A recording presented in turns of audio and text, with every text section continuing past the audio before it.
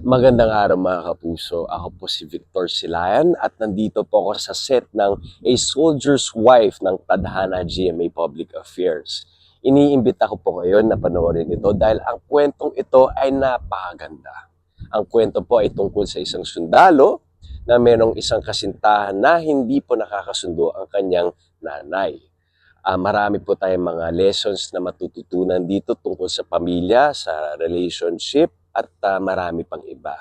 Kasama ko po dito sila Andrea Torres, Miss Charmaine Buencamino, Simon Ibarra at si Aiden Veneracion. Samahan niyo po kami at panoorin at suportahan po ang Tadhana every Saturday 3:15 p.m.